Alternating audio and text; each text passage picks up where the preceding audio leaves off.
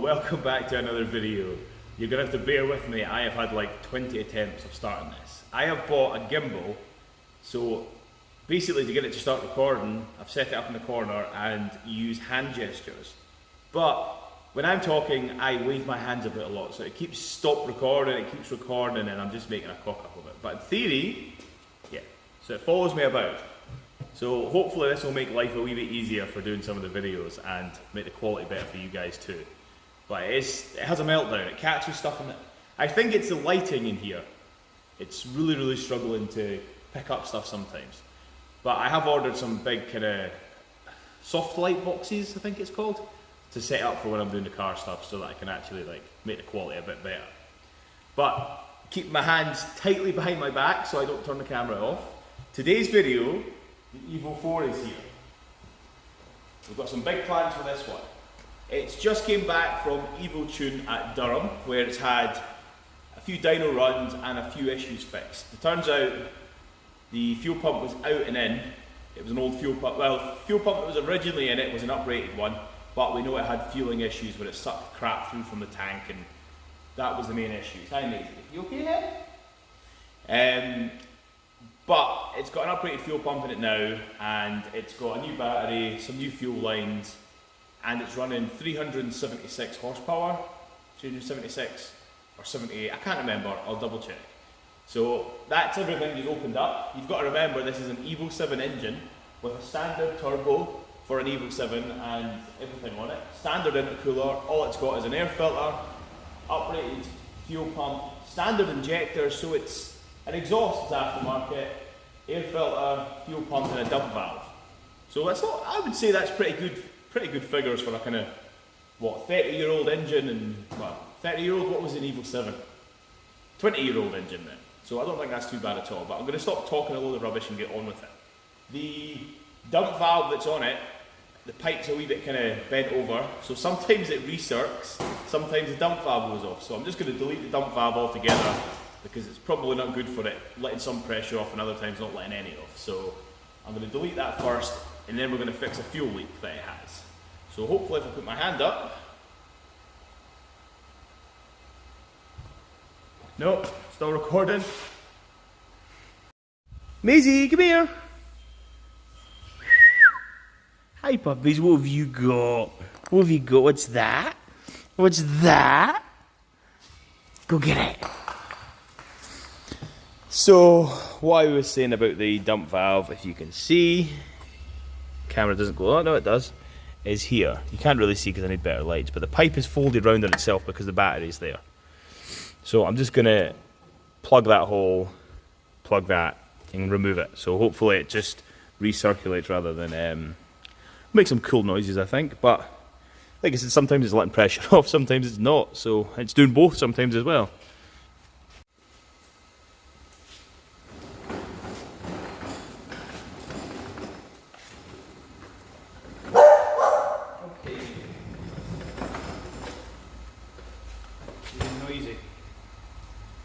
Okay, we're just going to cheat and use some power tools.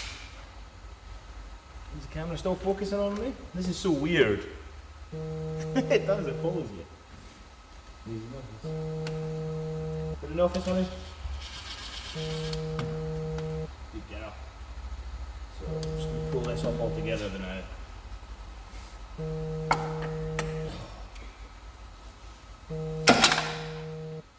You can see the pipe was folded round like that, so that wasn't doing any favours for anything.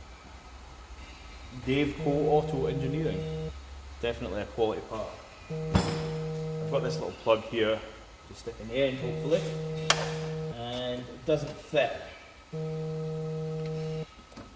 But what we can do is decide that this is never going back on again and cut a little bit of this pipe off the fit on. So I've just been lazy and I'm just going to stick a bolt right in the end of this. It's fairly tight, so I don't even think I'm going to have to clamp it in. Is it record? What is it doing? It stopped recording. This thing is so weird. As you could see, the camera was going a little bit everywhere and having a meltdown, so I'm just putting it on normal. It's not focusing on. Wait, why is it focusing on me again? Okay, we're done. Not very neatly cut, but beggars can't be choosers. So I'm just going to clamp that on there because it probably does have a bit of boost pressure in it. Don't want it popping off again. Tell you what this sounds like though. We got this cool guy.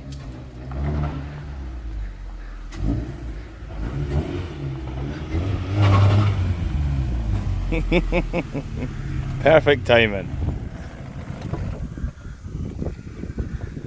Shame about that though. Don't look at that arch gap.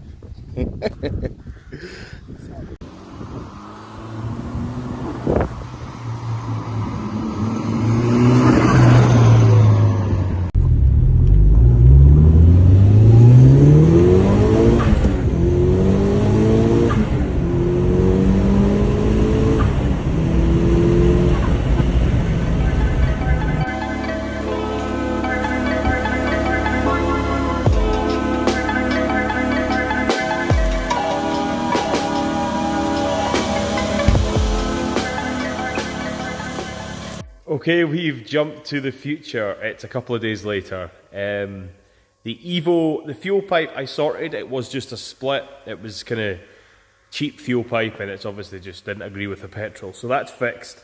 I've had it up the road a couple of times and it's running pretty good now. Even better with that dump valve deleted. So yes. And I have better control of this gimbal now. See, that's me waving my hand and my body and the phone staying pretty level. I'll be a professional video recorder or photographer before long. But now, my fancy lights have arrived. It's funny because as these have arrived, the lights in here have stopped working. So, perfect timing, I think. But no, hopefully that'll make it a bit easier for working on cars and videoing it. So these bad boys, they're only like 25 quid as well. And some new coilovers for the Soarer. As you can see, if this gimbal will, come on, I'm in control, please. They are BC coilovers. I did splash out the big bucks for these guys and I know it was worth it. So hopefully we'll get rid of that little bit of arch gap that's there. I'm making fun of Cammy, but like, what is this? The only issue is going to be though, the clearance on the front bumper. It's quite high off the ground, but because the front end's so long, I'm hitting that on everything. And ignore the bonnet gap as well. But yeah, I'm going to crack on with this.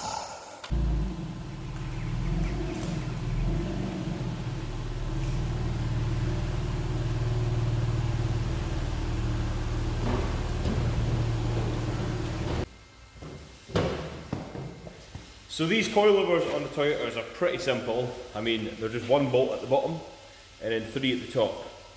I might have to undo a ball joint to pull them out to get them in, but we'll soon see.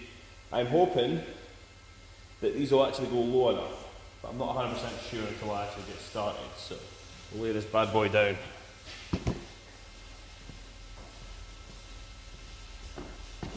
Forgetting that the bonnet cable snapped and it is now in the front.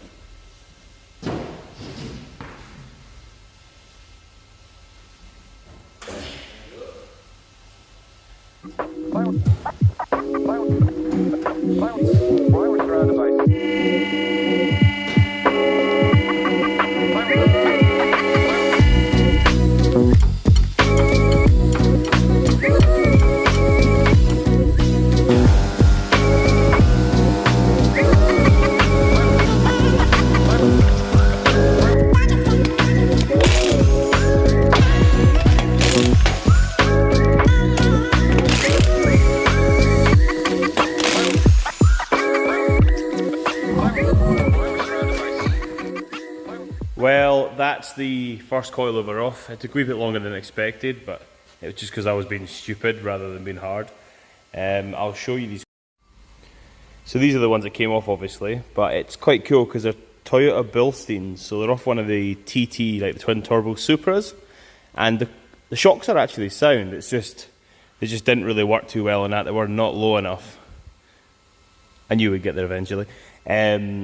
These cheap, nasty, horrible things, I've just put them as low as they'll go, which is about that much difference. Obviously these will compress, so I've not got much choice. That's as low as these go anyways, without adjusting the actual pressure on the spring, but we'll just lower them as much as possible and chuck them on. So basically the cup on the bottom adjusts up or down depending on what you want, and then you have one ring which is supposed to lock it off. That one's to lock the spring pressure off, but they're all loose. Might just do it on the car, to be honest, because I'll probably have to adjust it, but yeah, we'll just do that.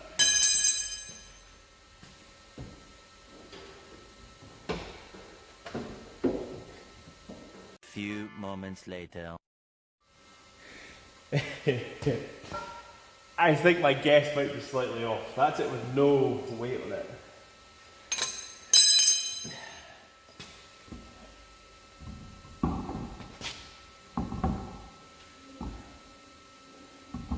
And again, maybe. Actually, you know. The funny thing is, this side skirt and front bumper are lower than the wheel. So unfortunately, that's not going to happen. Need spacers though. But no, I'm going to raise it. Maybe an inch and a half, 2 inches. That's mental though.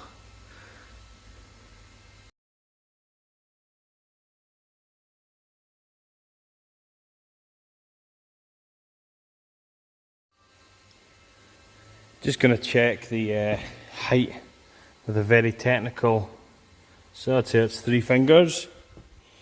Okay. 3 fingers. Perfect. Okay, second attempt. See what it does this time.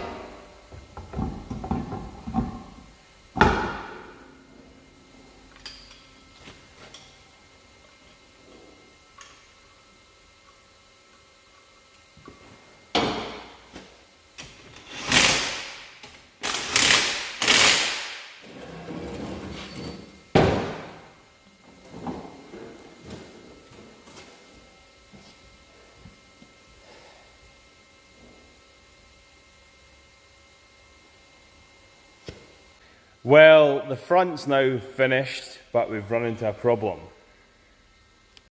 So this is the rear coilover. This is the bolt that goes through. It's miles off. This is why you don't buy cheap coilovers. But I mean, they were sold to fit this Soarer, so that's a wee bit bad patter. Be dropping them an email. On the plus side, the front is slammed and looking pretty damn cool. Yes, that's going to be undrivable, but I mean, cool points, so that's all that matters. Obviously it's jagged at the back, so the front will lift up a little bit, but even though I've adjusted them to the same size, these coilovers don't sit as low, so that's yet another issue. But I think that there is perfect. So I need to see why they're, even though they're adjusted the same. So that's going to wrap this up. I was hoping to get that finished and some nice rolling shots at outside, but it's not going to happen. I'm going to have to go and buy drill bits tomorrow, and I'm wanting this video up for Saturday morning. So that's that done. I'm going to get some stuff done this weekend, get some more content out. Keep an eye on my Instagram if you want to see this done tomorrow. But anyways, that's going to do that video, guys. I'll see you in the next one. Thanks for watching. Bye.